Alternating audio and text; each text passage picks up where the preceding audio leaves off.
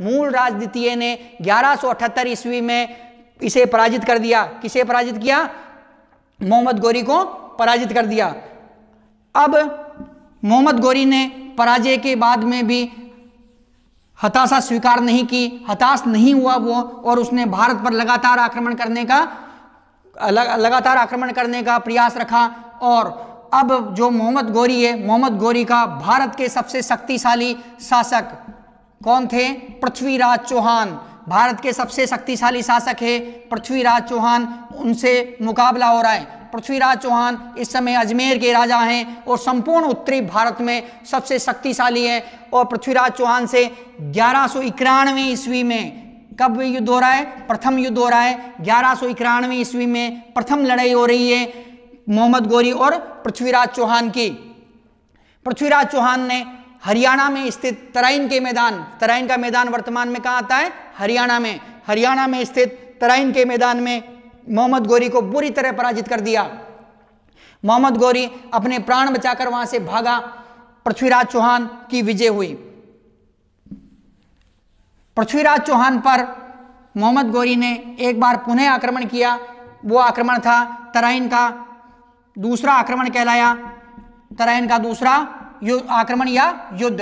1192 ईस्वी में पृथ्वीराज चौहान तथा मोहम्मद गोरी के मध्य 1192 ईस्वी में तराइन का दूसरा युद्ध हुआ। इस युद्ध में धोखे से मोहम्मद गोरी क्या हुआ?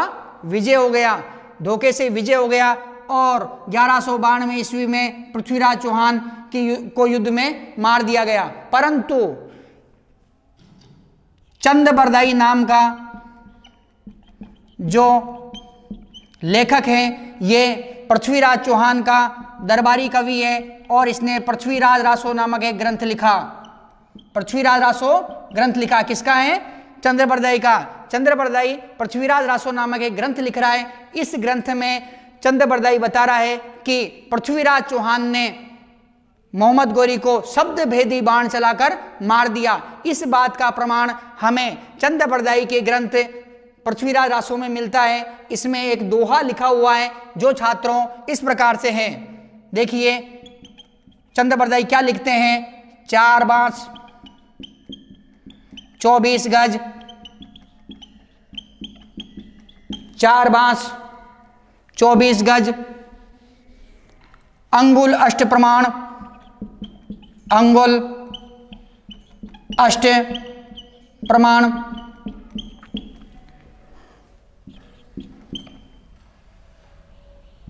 ताऊ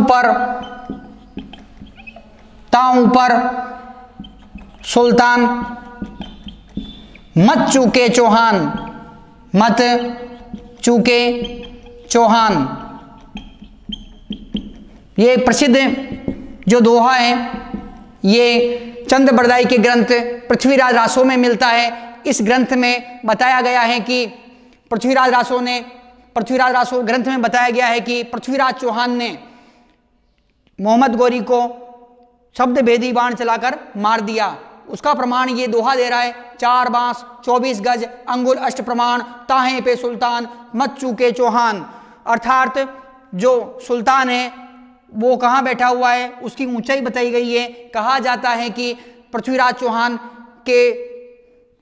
चौहान को जब 1192 ईस्वी में मोहम्मद गोरी बंदी बनाकर ले जाता है, तब पृथ्वीराज चौहान का मित्र चंद्रबरदाई, जो इसका दरबारी कवि भी है और बचपन का साथी भी है, ये पृथ्वीराज चौहान की खोज करते करते गजनवी प्रांत पहुंच जाता है और वहां पर पता लगाता है पृथ्वीराज चौहान जीवित है या मर चुका है।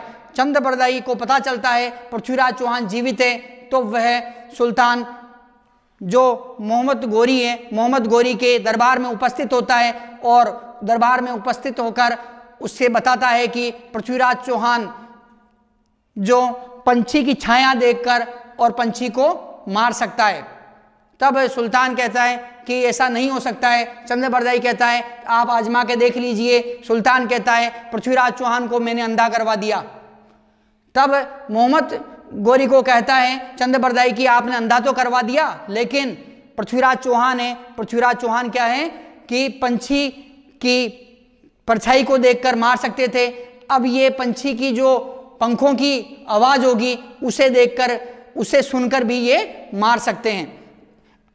दरबार का आयोजन किया गया, पृथ्वीराज चौहान को खुले मैदान में लाया गया, धनुष बाण दी गई, परंतु चंद्रबरदाई भी चालाक व्यक्ति था, चंद्रबरदाई बड़ा चतुर व्यक्ति था। उसने क्या किया कि सुल्तान जहां बैठेगा, पृथ्वीराज चौहान का कर्तव्य देखेगा कि वो किस प्रकार से बाण चलाता है, उस जगह को उसने नाप लिया, अर्थात उसकी ऊंचाई उसने नाप ली चंद्रबरदाई ने।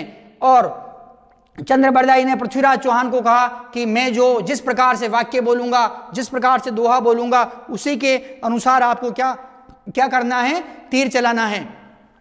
चंद्रबरदाई ने कहा 4 बांस 24 गज अंगुल अष्ट प्रमाण, ताहे पर सुल्तान मच चुके चौहान। पृथ्वीराज चौहान क्रोध में भर गए और उन्होंने क्या किया, जिस प्रकार से उसने ऊंचाई बताई कि 4 बांस, 1 2 3 4, मतलब 4 बांस जितनी ऊंचाई है, ठीक है।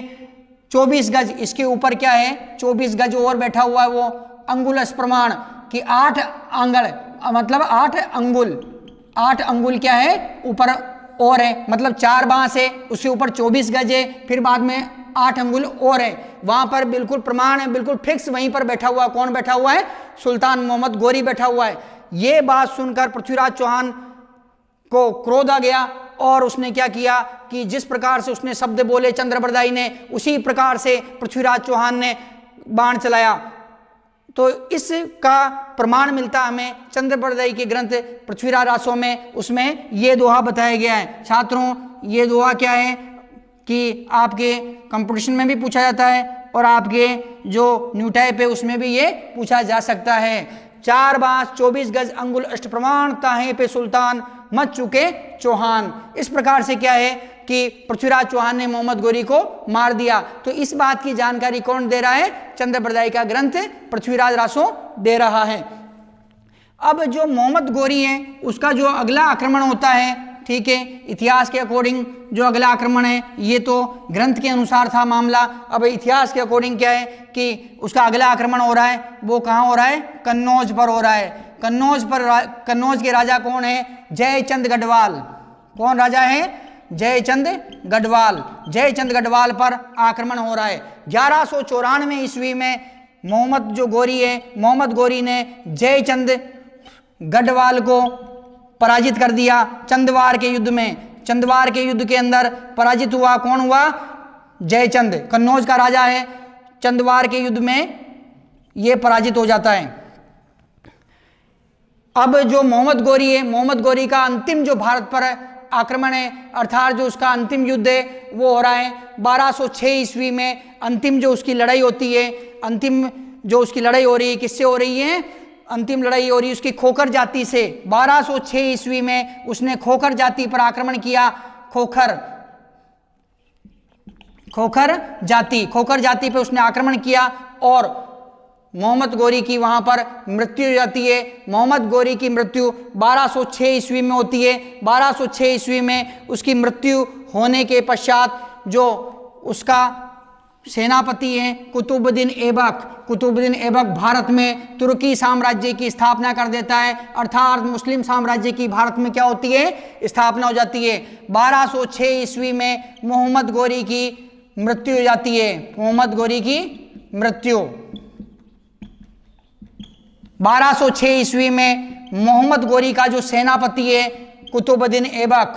कौन है? कुतुबुद्दीन ऐबक। ये कुतुबुद्दीन ऐबक क्या करता है कि भारत में जो मुस्लिम साम्राज्य की स्थापना कर देता है। मुस्लिम साम्राज्य स्थापित हो गया, अब जिसे तुर्की साम्राज्य के नाम से भी जाना जाता है, ये स्थापित हो गया। भारतीय जो इतिहास है, मध्यकाल का भारत का इतिहास है, ये सल्तनत काल और मुगल काल में बटा हुआ है।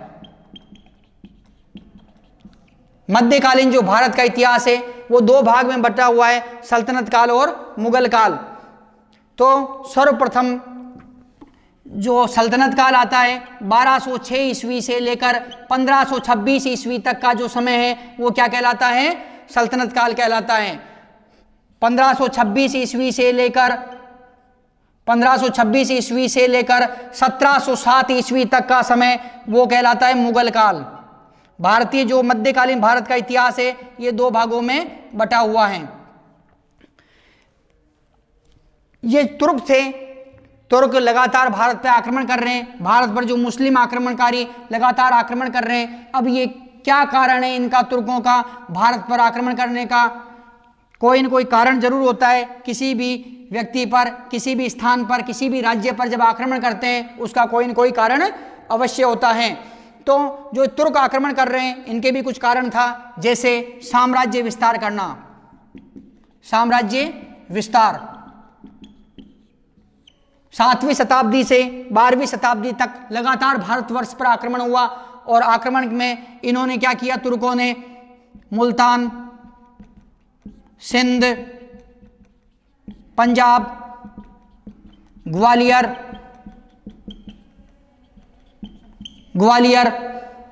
मथुरा, गुजरात,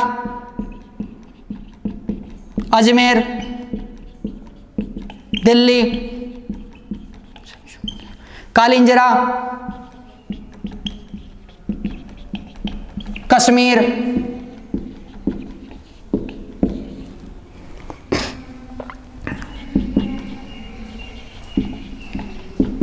राजपूताना के क्षेत्र, गुजरात,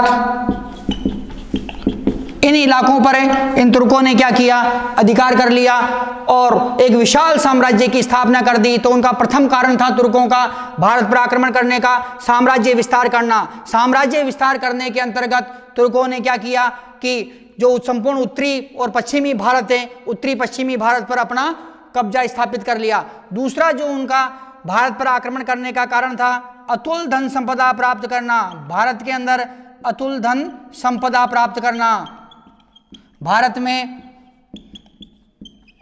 जो मंदिर थे, भारत के जो बाजार हैं, भारत के जो लोग हैं, सभी धनवान हैं। भारत के बाजारों में धन की कोई कमी नहीं थी। भारत के मंदिरों में इतना चढ़ावा आता था सोने चांदी का कि कोई कमी नहीं थी वहां पर।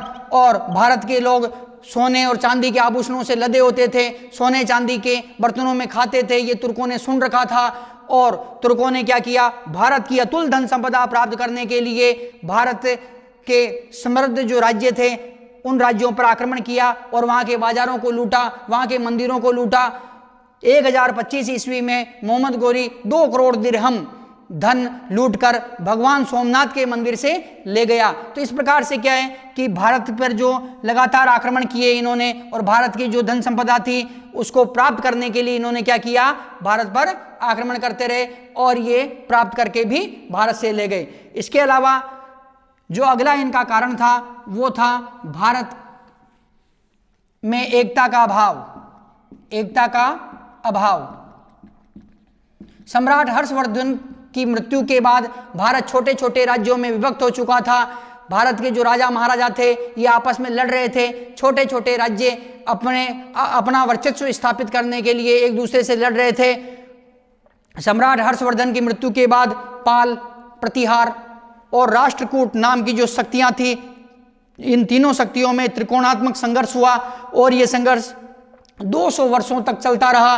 और इसी के का फायदा उठाकर और तुर्क क्या किए, भारत में प्रवेश कर गए। इसके अतिरिक्त जो एकल नेतृत्व का अभाव, एकल नेतृत्व का अभाव, तुर्कों का आक्रमण करने का कारण भी यही था, एकल नेतृत्व का भारत में अभाव था। अभाव किस प्रकार से था कि आपने देखा होगा कि सम्राट चंद्रगुप्त, सम्राट अशोक, चंद्रगुप्त विक्रमादित्य, समुद्रगुप्त, सम्राट हर्षवर्धन जैसे शक्तिशाली वे बड़े बड़े राजा हुए, इनका भारत में एकल नेतृत्व था। इन्होंने भारत को राजनीतिक एकता के सूत्र में बांध दिया था और इन्होंने भारत को हर दृष्टि से समृद्ध बनाया। और शक्तिशाली एकल नेतृत्व होने के कारण जो विदेशी आक्रमणकारी थे इन्होंने भारत पर आक्रमण करने का प्रयास नहीं किया। परंतु ये 7वीं से 12वीं शताब्दी है जिसमें तुर्कों के लगातार आक्रमण हो रहे हैं। इन आक्रमणों में क्या हुआ कि जो तुर्क हैं, तुर्क तुर्कों ने देखा कि भारत में कोई बड़ी शक्ति नहीं है जो हमको रोक सके, सब छोटे छोटे राज्य हैं, आपस में लड़ रहे हैं, और उसी का फायदा उठाकर उन्होंने क्या किया, भारत पर आक्रमण करने का प्रयास किया। इसके अतिरिक्त जो अगला कारण है भारत पर आक्रमण करने का, वो है भारत की केंद्रीय सत्ता का कमजोर होना। केंद्रीय जो सत्ता अर्थात जो सेंटर है, सेंटर की जो सत्ता है, वो सेंटर की सत्ता क्या है, कमजोर है। केंद्रीय सत्ता का कमजोर होना। तुर्कों के आक्रमण के समय भारत में कोई भी शक्तिशाली शासक ऐसा नहीं था जो सभी छोटे छोटे राज्यों को एकता के सूत्र में बांधे और बांधकर तुर्कों का सामना कर सके। ये बात तुर्कों ने भांप ली थी और इसी का फायदा उठाकर उन्होंने भारत पर आक्रमण करने का प्रयास किया। इसके अतिरिक्त इस्लाम धर्म का प्रचार करना। तुर्कों ने जो भारत पर आक्रमण किया, आक्रमण करने का कारण यह भी है कि जो इस्लाम धर्म है, इस्लाम धर्म का प्रचार प्रसार करना था उनका काम। और उन्होंने क्या किया कि अपने गोर गजनवी प्रांत से निकलकर, अफगानिस्तान से निकलकर, ईरान से निकलकर उन्होंने अपने जो धर्म का प्रचार प्रसार भारतवर्ष में किया। और भारतवर्ष में करने के लिए उन्होंने क्या किया, लगातार भारत पर आक्रमण करने लगे। और आक्रमण करने के कारण भारत में जो धर्म विद्यमान थे, जो हिंदू धर्म है, बौद्ध है, जैन है, उनके साथ साथ एक इस्लाम धर्म नाम का नवीनतम धर्म वो भी भारत में स्थापित हो गया।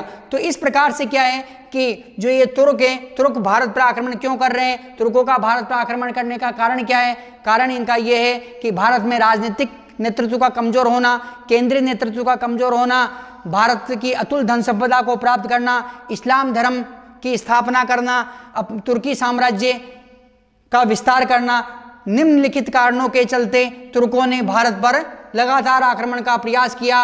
और ये भारत में आक्रमण करके, इन्होंने जब भारत पर आक्रमण किया तो उस आक्रमण में ये सफल भी हुए। इस प्रकार से तुर्कों का भारत पर आक्रमण हुआ। अब छात्रों, आक्रमण तो इन्होंने कर दिया, आक्रमण करके ये जिस उद्देश्य से इन्होंने आक्रमण किया वो उद्देश्य इनके पूरे भी हुए हैं। अब जो उद्देश्य पूरे हुए उसके परिणाम क्या निकले? परिणाम तुर्कों के भारत पर आक्रमण के परिणाम क्या निकले? तुर्की साम्राज्य का विस्तार हुआ। तुर्की साम्राज्य का विस्तार, तुर्की साम्राज्य का क्या हुआ छात्रों? विस्तार हो रहा है। तुर्क हैं, तुर्क क्या कर रहे हैं कि अपने प्रांतों से निकलकर भारत के मुल्तान, सिंध, लाहौर, पंजाब, राजपूताना के कुछ क्षेत्रों, दिल्ली, कालिंजरा, अजमेर, ग्वालियर, कश्मीर के क्षेत्रों पर उन्होंने विजय प्राप्त करी। भारत के उत्तरी पश्चिमी क्षेत्र पर विजय प्राप्त करके उन्होंने एक विशाल तुर्की साम्राज्य की स्थापना कर दी। दूसरा कारण क्या हुआ? भारत की धन संपदा थी उसका बाहर जाना, भारत की धन संपदा का बाहर जाना। छात्रों, अतुल धन संपदा प्राप्त करने के लिए उन्होंने भारत पर आक्रमण किया और भारत से वो लूटपाट करके भारत की धन संपदा लेके कहां चले गए? अपने प्रांतों में चले गए, जिससे भारत की आर्थिक स्थिति कमजोर हो गई, अर्थव्यवस्था डगमगाने लगी, भारत में गरीबी व्याप्त हो गई और साथ में धन संपदा के साथ साथ में स्त्री तथा पुरुषों को भी पकड़ के ले गए और उनको क्या किया? उन्होंने अपना दास बनाया, अपना गुलाम बनाने का प्रयास किया। और जिन्होंने जो नहीं माने और उनकी उसने क्या की? तुर्कों ने हत्या कर दी। तो इस प्रकार से क्या हुआ? अपार जो धन संपदा थी, भारत की धन संपदा है, वो बाहर चली गई। जन धन को हानि, जन धन को हानि। तुर्कों ने भारत पर आक्रमण किया, राजाओं को पराजित किया, गांवों को लूटा, बाजारों को लूटा और जो जन अर्थात जो जनता थी उनको मारा, उनको दास बनाया, गुलाम बनाया, उनको मंडियों में बेचा, दास दासियां बनाकर उनको मंडियों में बोली लगाई जाती थी, बेचते थे। इनके घरों को लूटा, लूटपाट करके, हत्याएं करके और जो धन था उनको कहाँ ले गए? वो अपने प्रांतों में ले गए। तो इस प्रकार से क्या हुआ कि अपार जनधन की हानि हुई। अगला परिणाम क्या निकला कि कला संस्कृति को हानि। भारत की